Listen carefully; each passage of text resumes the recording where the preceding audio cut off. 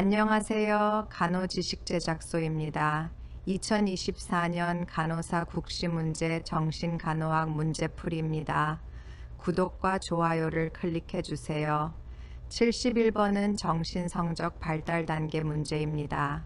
성기기는 성적 관심이 다시 각성되고 이성이나 동성과의 관계가 중요해지며 개인의 성 정체성과 역할이 확립되는 시기입니다. 이성과의 관계에 집중하며 부모에 대한 의존과 부모로부터의 독립 사이에서 갈등을 가장 많이 느끼는 시기입니다. 구강기는 생후 초기 단계로 연가는 입을 통해 쾌감을 얻으며 먹고 빨고 물고와 같은 활동에 집중합니다. 항문기는 영아기 후반부로 항문을 통해 쾌감을 얻으며 배변 훈련과 관련된 활동에 집중합니다. 남근기는 유아기 후반부로 성기를 통해 쾌감을 얻으며 자신의 성별에 대한 인식이 증가하고 부모와의 관계에서 오이디푸스 콤플렉스 또는 엘렉트라 콤플렉스와 같은 갈등을 경험할 수 있습니다. 잠복기는 학령기 동안으로 성적 관심이 잠복하며 아이들은 학습과 사회적 활동에 집중합니다. 집 12번은 설리반의 정신심리적 발달이론 문제입니다. 인간의 정신심리적 발달에서 타인과의 대인관계를 통해 성격이 형성된다고 주장한 이론가는 설리반입니다. 설리반은 대인관계 이론의 창시자로 인간의 성격 발달은 주로 초기 어린 시절의 대인관계 경험을 통해 이루어진다고 보았습니다. 그는 인간이 타인과의 상호작용 속에서 자신의 정체성을 발견하고 이러한 대인관계 경험이 성격 형성에 결정적인 역할을 한다고 강조했습니다. 다른 이론가들에 대한 간략한 설명은 다음과 같습니다. 말러는 정신분석학자로 어린이의 분리개별화 과정을 통한 자아 발달에 중점을 둔 이론을 제시했습니다. 피아제는 발달심리학자로 인지발달 이론을 제시하여 어린이가 세계를 인식하고 이해하는 방식이 나이에 따라 어떻게 변화하는지 설명했습니다. 에릭슨은 정신분석학자로 생애주기에 따른 심리사회적 발달 단계를 제시하여 각 단계에서 개인이 겪는 위기와 과제를 설명했습니다. 프로이드는 정신분석학의 창시자로 인간의 무의식과 성심리 발달 단계에 초점을 맞춘 이론을 개발했습니다. 73번은 치료적 관계에서 간호사가 대상자의 저항을 극복하고 문제 행동 변화에 초점을 두는 단계를 묻고 있습니다. 활동 단계에서는 간호사와 대상자 사이에 신뢰가 형성되어 실제적인 문제 해결과 개인의 변화를 위한 구체적인 작업이 이루어집니다. 간호사는 대상자가 문제를 인식하고 이에 대해 이야기할 수 있도록 지지하며 저항을 경험할 경우 이를 극복할 수 있도록 돕습니다. 또한 대상자의 자가 관리 능력 향상과 자아 개념 강화를 목표로 합니다. 상호작용 전 단계는 대상자와의 실제 만남 이전에 간호사가 대상자에 대한 정보를 수집하고 자신의 감정과 생각을 탐색하는 단계입니다. 오리엔테이션 단계는 간호사와 대상자가 처음 만나 서로를 알아가고 신뢰와 존중의 관계를 형성하기 시작하는 단계입니다. 이 단계에서는 목표를 설정하고 문제 영역을 파악합니다. 도입 단계는 일반적으로 오리엔테이션 단계의 일부로 간주되며 간호사와 대상자가 처음 만나 상호작용을 시작하는 시기를 말합니다.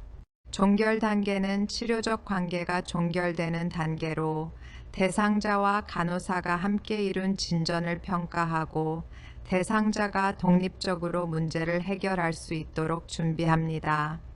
14번 문제는 간호사의 의사소통 기법입니다. 반영하기, reflecting, 대상자의 말이나 감정을 그대로 되돌려 주어 대상자가 자신의 생각이나 느낌을 더 깊이 탐색하도록 돕는 기법입니다.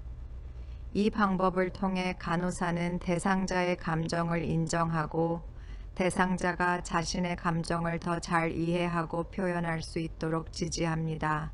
대상자가 이번에도 면접에 떨어질 것 같아요. 엄마가 기대하고 있는데 라고 하였다. 간호사가 면접 결과가 나를까봐 불안하군요 라고 한다. 간호사의 의사소통 기법은 반영하기가 됩니다. 주제 바꾸기는 대화의 주제를 의도적으로 바꾸는 기법으로 때로는 대상자를 보호하거나 다른 중요한 주제로 이동하기 위해 사용될 수 있습니다. 명료화하기는 대상자의 발언이 모호하거나 불분명할 때 더 명확한 정보를 얻기 위해 추가적인 설명이나 정보를 요청하는 기법입니다. 초점 맞추기는 대화를 특정 주제나 사안에 집중시키기 위해 사용하는 기법으로 대상자가 논의하고 싶은 핵심 주제나 문제에 집중할 수 있도록 돕습니다. 정보 제공하기는 대상자에게 필요한 정보나 지식을 제공하는 의사소통 기법으로 대상자가 의사결정을 내리거나 문제를 해결하는 데 도움을 줍니다. 75번 문제는 증상을 묻는 문제입니다. 정답은 환각입니다. 환각은 실제로 존재하지 않는 자극에 대한 감각 경험으로 보이지 않는 것을 보거나 들리지 않는 것을 듣는 등의 현상을 포함합니다. 환자가 벽을 보면서 나를 욕하지 마 라고 혼잣말을 하고 있다면 환자는 실제로는 존재하지 않는 소리를 듣고 있을 가능성이 있습니다. 망상은 현실과는 동떨어진 교정될 수 없는 거짓된 믿음이나 생각입니다. 환자가 자신을 욕하는 사람이 있다고 믿는 것은 망상의 일종일 수 있지만 망상은 환자가 믿고 있는 내용에 대한 확고한 신념을 의미하며 감각 경험과는 직접적인 관련이 없습니다. 상동증은 다른 사람의 동작이나 행동을 무의식적으로 모방하는 것을 말합니다. 언어 압박은 강한 내적 강박에 의해 빠르고 멈추지 않는 말을 하는 것을 말합니다. 반향 언어는 다른 사람의 말을 무의식적으로 반복하는 것을 말합니다. 이는 타인의 말을 단순히 따라하는 행위입니다.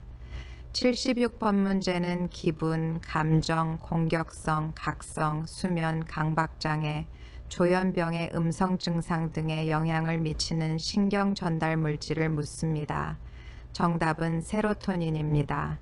세로토닌은 기분 조절, 감정, 수면, 식욕 등의 중요한 역할을 하며 많은 항구울제가 세로토닌 시스템을 목표로 합니다. 도파민은 기분, 보상, 각성, 운동 제어 등 다양한 뇌 기능에 중요한 역할을 합니다. 조현병과 같은 장애에서 도파민의 역할은 특히 중요하며 많은 항정신병 약물이 도파민 수용체에 영향을 미치는 방식으로 작용합니다. 감마아미노부티르산은 주로 중추신경계에서 억제성 신경 전달 물질로 작용하여 신경계의 과도한 흥분을 억제합니다. 아세틸콜린은 기억, 학습, 근육 수축 등에 관여하는 신경 전달 물질입니다. 노르에피네프린은 각성, 주의 집중, 스트레스 반응 등에 영향을 미치는 신경 전달 물질입니다. 77번 문제는 바람직한 행동을 했을 때 정적 강화를 제공하여 그 행동이 증가하도록 사용하는 치료 기법으로 정답은 토큰 경제입니다. 토큰 경제는 바람직한 행동을 보일 때마다 토큰이나 상징적인 보상을 제공하여 이러한 보상이 누적될 경우 실제 보상으로 교환할 수 있는 시스템입니다. 이 방법은 행동 증가를 목표로 하는 행동 수정 기법 중 하나로 특히 아동 정신건강치료, 교육 환경 등에서 널리 사용됩니다. 모델링은 올바른 행동이나 기술을 보여주는 모델을 통해 학습하는 방법입니다. 관찰학습의 일종으로 학습자가 모델의 행동을 모방함으로써 새로운 행동을 습득합니다. 형성법은 복잡한 행동을 단계별로 가르치는 방법으로 각 단계마다 점진적으로 바람직한 방향으로 가까워질 때마다 강화를 제공합니다. 홍수법은 공포나 불안을 유발하는 자극에 대해 극단적으로 노출시킴으로써 불안 반응을 감소시키는 노출요법의 한 형태입니다. 홍수법은 공포를 줄이는 데 사용되며 주로 공포증 치료에 사용됩니다. 바이오 피드백은 신체의 생리적 반응, 예를 들면 심장 박동, 호흡, 근육 긴장 등을 모니터링하고 이 정보를 학습자에게 피드백하여 스스로 신체 상태를 조절할 수 있도록 돕는 기법입니다. 78번 문제는 리튬을 복용 중인 환자에 대한 간호중재입니다. 리튬을 복용 중인 환자에 대한 적절한 간호중재는 구토, 설사를 하면 즉시 보고한다입니다. 리튬은 주로 조울증, 즉 양극성 장애 치료에 사용되는 약물로 체내 전해질 균형에 영향을 줄 수 있습니다. 구토나 설사는 체액과 전해질의 손실을 초래하여 리튬의 혈중 농도가 위험하게 높아질 수 있는 상황을 만들 수 있습니다. 따라서 이러한 증상이 발생하면 즉시 의료진에게 보고하여 평가와 적절한 조치를 받아야 합니다. 리튬을 복용하는 환자는 충분한 수분 섭취가 필요합니다. 땀을 많이 흘리면 수분과 전해질이 손실되어 리튬의 혈중 농도가 증가할 수 있습니다. 리튬의 정상적인 치료 범위는 대략 0.6에서 1.2 MEQL입니다. 1.5 MEQL 이상은 일반적으로 과량 복용의 위험 수준에 해당하며 중독 증상이 나타날 수 있습니다. 일부 이뇨제는 혈중 리튬 농도를 증가시킬 수 있습니다. 79번 문제는 지역사회 정신건강사업의 특성입니다. 지역사회 정신건강사업은 개인이나 특정 그룹뿐만 아니라 지역사회 전체의 정신건강을 증진하고 정신질환을 예방하며 조기 발견 및 치료를 통해 정신질환자의 사회적 통합을 도모하는 것을 목표로 합니다. 80번 문제는 지역사회 정신건강사업의 1차 예방입니다. 약물남용 예방교육은 지역사회 구성원들에게 약물 사용의 위험성에 대해 교육함으로써 약물남용 문제를 미리 예방하려는 목적을 가지고 있습니다. 이러한 교육 프로그램은 개인의 건강한 생활 방식을 촉진하고 위험 행동을 줄이는 데 중점을 둡니다. 다른 옵션들은 1차 예방과는 다른 단계의 예방 활동입니다. 우울증 선별검사은 우울증 선별검사는 이미 증상이 나타난 개인을 조기에 발견하는 2차 예방의 일부로 볼 수 있습니다. 응급입원 지원 서비스는 정신건강 위기 상황에서 응급입원을 지원하는 서비스는 급성기 관리에 해당하며 이는 예방보다는 위기 상황의 적극적인 관리에 해당합니다. 정신장애인 직업재활은 정신장애인을 위한 직업재활 서비스는 이미 정신장애를 진단받은 사람들을 대상으로 하는 3차 예방 또는 재활 활동에 해당합니다. 자살 시도자 지지 프로그램은 자살 시도를 한 개인을 지원하는 프로그램은 위험한 사건이 발생한 후의 개입으로 이는 3차 예방 또는 후속 관리에 해당합니다. 81번은 발달 위기에 해당하는 사건입니다. 성숙 위기 또는 발달 위기는 인생의 특정 시기에 자연스럽게 경험하는 전환점이나 변화로 개인의 성장과 발달 과정에 따라 발생합니다. 입학은 새로운 학습 환경, 새로운 사회적 상호작용, 새로운 역할과 책임을 수반하는 중요한 발달적 변화이며 개인이 적응하고 극복해야 하는 과제를 제공합니다. 다른 옵션들은 대부분 예상치 못한 외부 상황에 의해 발생하는 위기로 발달적 위기보다는 외상성 위기 또는 생활사건 위기에 가깝습니다. 화재는 예상치 못한 사건으로 인한 외상적 위기입니다. 실직은 개인의 경제적, 사회적 상태에 영향을 미치는 생활사건 위기입니다. 파산은 경제적 파탄으로 인한 심각한 스트레스와 위기를 초래하는 생활사건 위기입니다. 불치병은 심각한 건강 문제로 인한 위기로 개인의 삶에 큰 변화를 가져오는 외상성 위기 또는 생활사건 위기로 볼 수 있습니다. 82번은 폭력을 당한 피해자의 특성입니다. 학습된 무력감은 개인이 자신의 상황을 바꿀 수 있는 능력이 없다고 느끼게 되는 상태를 말하며 이는 지속적인 폭력이나 학대를 경험한 피해자들 사이에서 흔히 볼 수 있습니다. 이러한 개인은 반복적인 학대나 폭력의 상황에서 자신이 어떠한 영향도 미칠 수 없다고 느끼며 이로 인해 스스로를 보호하거나 상황을 개선하려는 시도를 하지 않게 될 수 있습니다. 물질 남용은 일부 가해자들이 폭력 행동과 관련하여 물질 남용 문제를 가지고 있을 수 있습니다. 강한 소유욕은 가해자가 피해자에 대한 소유욕을 갖고 이로 인해 통제하려는 경향이 폭력으로 이어질 수 있습니다. 통제감 과시는 폭력적인 행동은 종종 가해자가 피해자나 상황에 대한 통제를 확립하거나 과시하려는 시도의 일환으로 나타날 수 있습니다. 비합리적 질투는 가해자는 때때로 비합리적 질투감을 느끼고 이로 인해 폭력적인 행동을 할 수 있습니다.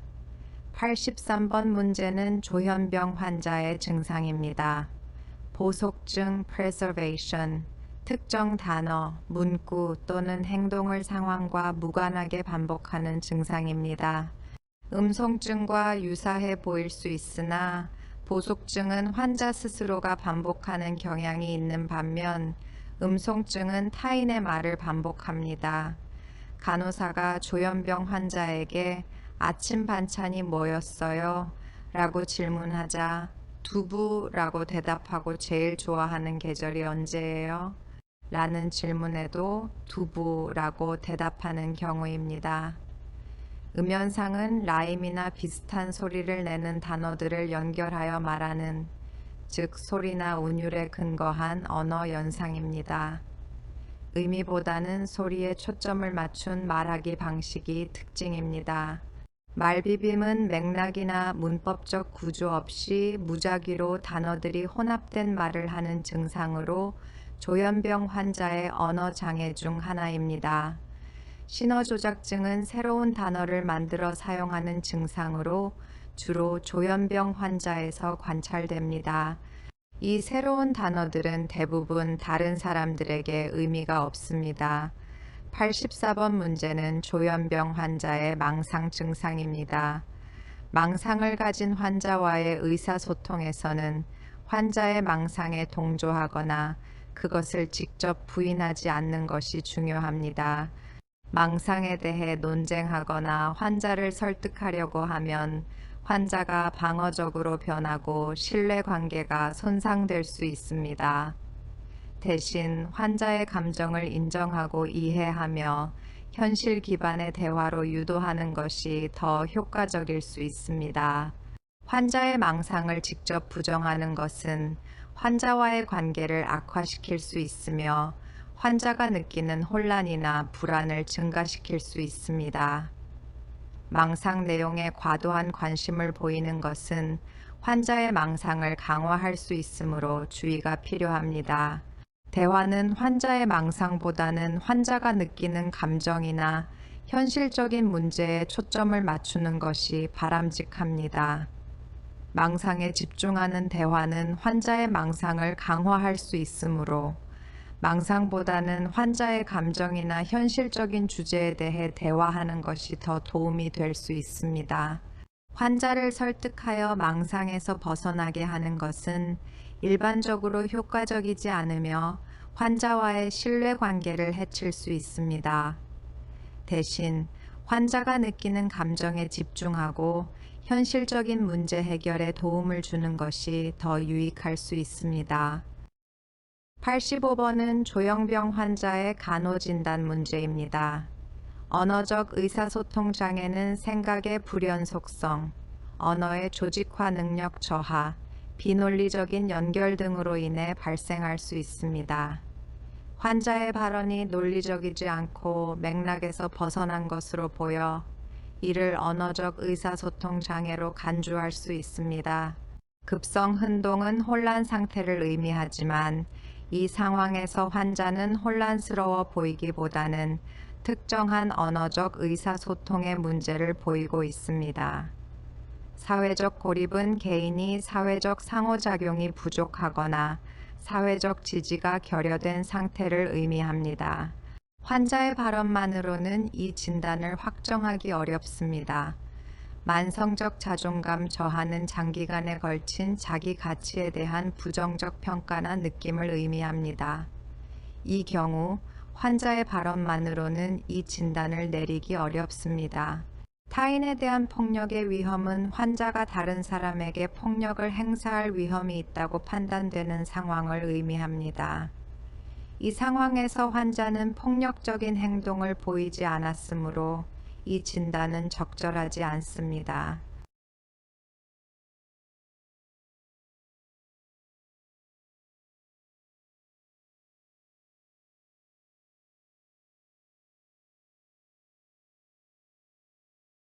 (86번) 문제는 내가 대통령이 될 사람이라 여기 있는 사람들도 나를 감시하며 호시탐탐 해치려고 해요.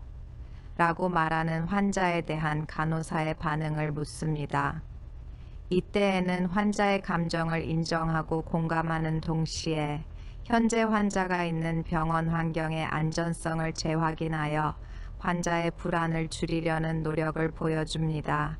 이러한 접근은 환자의 망상에 동조하지 않으면서도 환자의 불안감을 경감시키고 신뢰를 구축하는 데 도움이 될 수 있습니다. 그럴 리가 없어요. 라고 하면 환자의 느낌이나 생각을 부정하는 태도로 환자와의 신뢰관계를 해칠 수 있습니다. 어디에 있죠? 누가 감시를 한다는 거예요? 라고 하면 환자의 망상적 생각에 초점을 맞추고 이를 확장시킬 위험이 있습니다. 저는 그런 얘기 더 이상 듣고 싶지 않아요. 라고 하면 환자의 고민을 경청하지 않겠다는 태도로 간호사와 환자 사이의 관계를 손상시킬 수 있습니다. 대통령이요? 대통령은 아무나 되는 게 아니에요. 라고 하면 환자의 생각을 비판하거나 조롱하는 것처럼 들릴 수 있어 환자의 자존감을 떨어뜨리고 대화를 닫게 만들 수 있습니다. 87번 문제는 주요 우울장애 진단을 받은 환자가 아들이 대학 입시에 실패한 것은 내가 죄가 많아서예요. 라고 말하며 울고 있다. 사용한 방어 기제를 묻고 있습니다. 정답은 함입입니다. 함입은 외부에서 경험하는 감정이나 태도를 내면화하여 마치 자신의 것인 것처럼 느끼는 방어 기제를 말합니다. 이 경우 환자는 아들의 대학 입시 실패를 자신의 내부적 결함이나 죄 때문이라고 내면화하고 있으며 이를 통해 스트레스나 불안감을 다루려고 시도하고 있습니다. 퇴행은 스트레스를 받았을 때 개인이 이전 발달 단계의 행동이나 심리적 상태로 되돌아가는 것입니다. 투사는 자신의 감정이나 생각을 다른 사람이나 외부 환경에 돌리는 것을 말합니다. 예를 들어 자신이 느끼는 분노를 다른 사람이 자신에게 화를 내고 있다고 느끼는 것 등입니다. 전치는 감정이나 충동을 원래 대상에서 다른 대상으로 옮기는 것을 말합니다. 예를 들어 직장에서 화가 났을 때 그 감정을 집에서 가족에게 표출하는 것 등입니다. 저항은 치료 과정에서 환자가 불안을 유발하는 생각이나 감정을 피하기 위해 변화에 저항하는 것입니다. 88번 문제는 주요 우울장애 환자가 이렇게 살아서 뭐 하겠어요? 내가 할 수 있는 건 아무것도 없어요. 라고 말하며 하루 종일 침상에 누워 지낸다. 간호진단으로 옳은 것을 고르는 문제입니다. 정답은 무력감입니다. 무력감은 개인이 자신의 상황에 대해 통제할 수 없다고 느끼는 상태를 말하며, 이러한 느낌은 개인이 자신의 삶에 영향을 미치는 결정을 할 수 있는 능력이 없다고 여길 때 발생합니다. 환자의 발언과 행동은 자신이 상황을 개선할 능력이 없다고 느끼고 있음을 시사합니다. 사고 과정 장애는 비논리적인 사고, 혼란, 망상 등 정상적인 사고 과정의 변화를 말합니다. 이 환자의 경우 무력감이 더 구체적인 문제로 보이며, 사고 과정 장애는 환자의 상황을 전반적으로 설명하는 데는 덜 구체적입니다. 89번 문제는 양극성 장애 환자가 타인을 탓하고 책임을 전가하며 다른 환자와 치료진을 조종하고 있을 때 제공해야 할 간호 중재에 대한 질문입니다. 정답인 직원 간 일관성 유지 행동은 환자가 병원 환경 내에서 자신의 욕구를 충족시키기 위해 사용할 수 있는 방법 중 하나일 수 있으며, 직원 간의 일관성 없는 반응은 환자로 하여금 이러한 행동을 계속하도록 장려할 수 있습니다. 직원들이 규칙, 경계, 그리고 환자와의 상호작용 방식에 있어 일관성을 유지함으로써 환자는 안정적이고 예측 가능한 환경에서 더 적응적이고 건강한 행동을 배울 수 있게 됩니다. 보호실 격리는 일반적으로 환자가 자신이나 다른 사람에게 심각한 위험을 초래하는 경우에만 사용되는 극단적인 조치입니다. 인지행동치료는 환자의 부정적인 사고 패턴을 인식하고 변경하는 데 도움이 되는 치료적 접근 방식입니다. 장기적인 치료 전략으로 유용할 수 있으나 즉각적인 행동 문제에 대한 직접적인 대응책은 아닙니다. 자기돌봄 증진은 환자가 자신의 기본적인 욕구와 건강 관리를 더 잘 수행하도록 돕는 중재입니다. 환경 자극 촉진은 환자에게 적절한 수준의 자극을 제공하여 정신적, 신체적 활동을 촉진하는 것을 의미합니다. 이는 일반적인 복지 증진 전략이 될 수 있으나 특정 문제 행동을 관리하는 데 직접적으로 적용되는 것은 아닙니다. 90번 문제는 양극성 장애 환자가 특정 주제에 대하여 이야기하다가 갑자기 다른 주제로 말을 바꾸었다. 간호사가 사정할 수 있는 것은 사고비약입니다. 사고비약은 말하는 도중 갑자기 주제가 바뀌는 것을 특징으로 하며 양극성 장애의 조증 단계에서 자주 관찰됩니다. 이 상태에서 환자는 매우 빠르고 끊임없이 말하며 한 생각에서 다른 생각으로 빠르게 넘어가기 때문에 듣는 사람이 따라가기 어렵습니다. 관계사고는 사고의 흐름이 일관성이 없거나 관련성이 약한 주제들 사이를 뛰어넘는 것을 의미합니다. 사고비약과 유사하지만 더 일반적인 연결 상실을 포함할 수 있습니다. 사고 전파는 환자가 자신의 개인적인 생각이 주변 사람들에게 알려진다고 느끼는 정신병적 증상입니다. 사고 주입은 환자가 자신의 마음에 자신의 것이 아닌 생각이 주입되었다고 느끼는 증상입니다. 사고 지연은 말하는 도중에 갑자기 생각이 멈추거나 중단되는 현상을 말합니다. 91번은 불안 수준 문제입니다. 놀이공원에서 아이를 잃어버린 엄마가 안절부절 못하며 이유를 물어도 반응하지 않는다.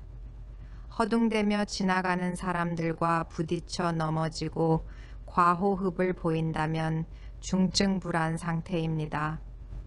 중증 불안은 매우 높은 수준의 불안으로 현실감이 감소하고 집중력이 현저히 저하되며 신체적 증상이 뚜렷하게 나타납니다. 경증 불안은 경미한 일상적인 불안으로 개인이 더 집중하고 경계하는 상태입니다.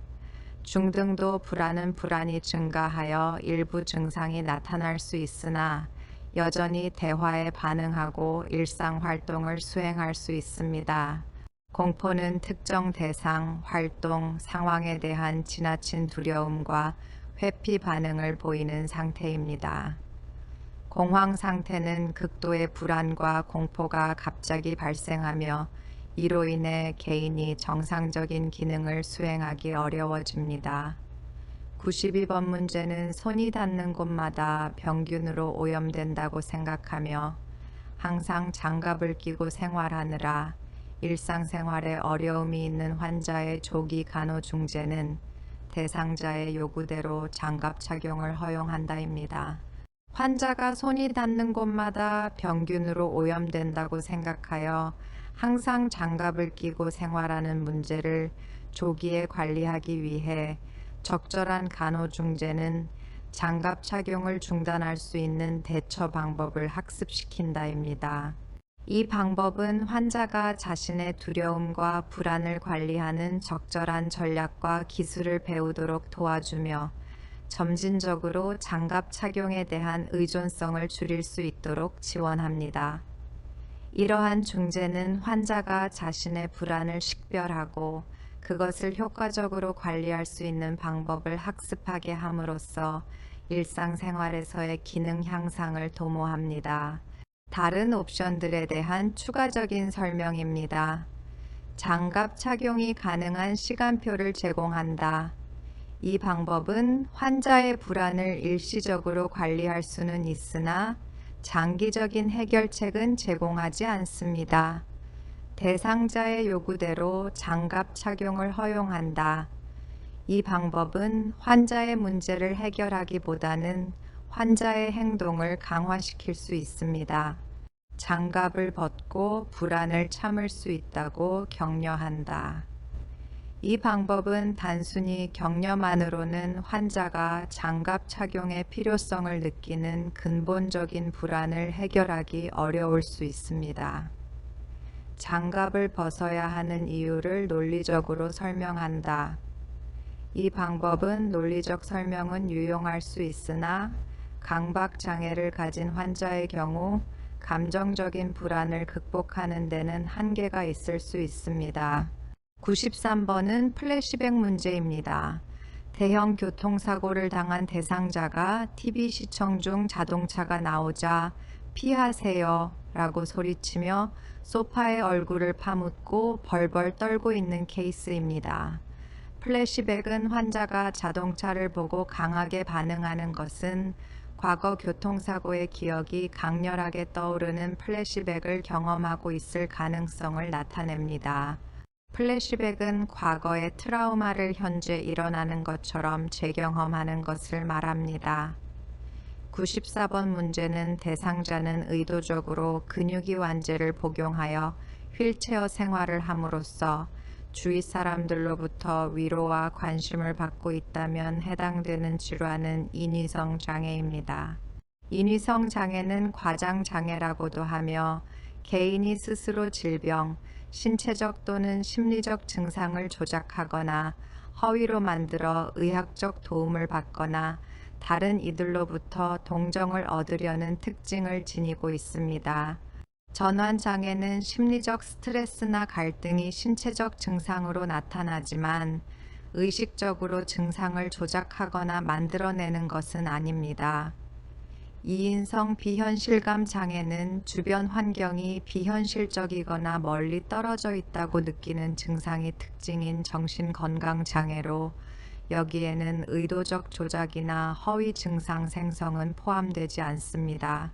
95번은 해리성 기억상실에 대한 문제입니다. 과거의 상황과 위험으로부터 도피하기 위해 나타납니다. 해리 기억상실은 특정 사건이나 기간에 대한 기억을 일시적으로 잃는 현상으로 주로 심리적 트라우마나 극심한 스트레스 상황에서 발생합니다. 이는 자신의 경험에서 고통스러운 기억을 해리하여 정신적인 안정을 찾으려는 무의식적인 시도로 볼 수 있습니다. 자신의 몸이 기계가 된 것처럼 느껴진다는 신체화 장애나 이인성 비현실감 장애에 해당하는 설명으로 해리 기억 상실과는 관련이 없습니다. 96번은 성격장애 유형 문제입니다. 대상자는 자신이 지구를 지키는 비밀 요원으로 초능력이 있다고 믿으며 특이한 복장을 입고 혼자 지낸다면 성격장애 유형은 조현형입니다. 조현형 성격장애는 조현병과 비슷한 하지만 덜 심각한 특성을 가지고 있습니다. 환자는 종종 기이하고 비현실적인 믿음을 가지고 있으며 초자연적 능력이나 환상적인 사건에 대한 믿음을 갖기도 합니다. 대인 관계에서도 소외되고 고립된 생활을 하는 경향이 있습니다. 편집성 성격장애는 과도한 의심, 편집적 사고, 타인에 대한 신뢰 부족을 특징으로 합니다. 환상적 믿음은 포함하지 않습니다.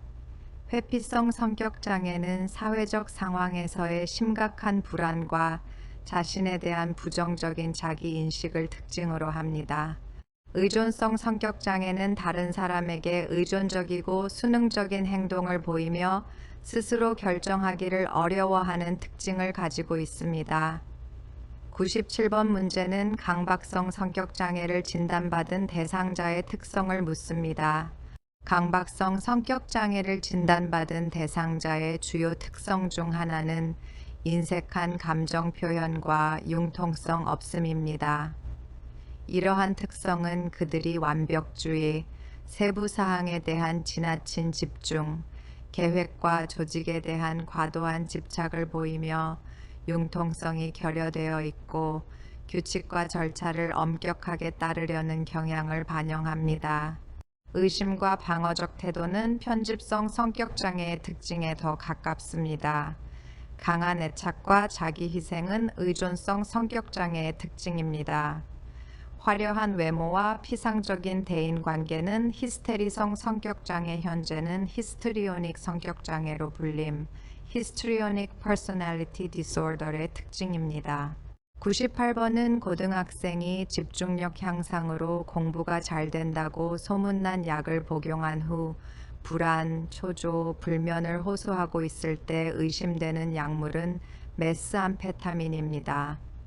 메스암페타민은 강력한 중추신경계 자극제로 집중력과 에너지를 증가시키지만 불안, 초조, 불면, 심박수 증가 등의 부작용을 일으킬 수 있습니다. 코딘과 헤로인은 모두 오피오이드 계열의 진통제로 일반적으로 진정 효과가 있으며 집중력을 향상시키기보다는 졸음이나 의식 저하를 유발할 수 있습니다. 디아제팜과 알프라졸람은 벤조디아제핀 계열의 약물로 주로 불안과 긴장을 완화하는 데 사용됩니다. 이 약물들은 진정 효과가 있으며 집중력 향상과는 반대 효과를 나타낼 수 있습니다.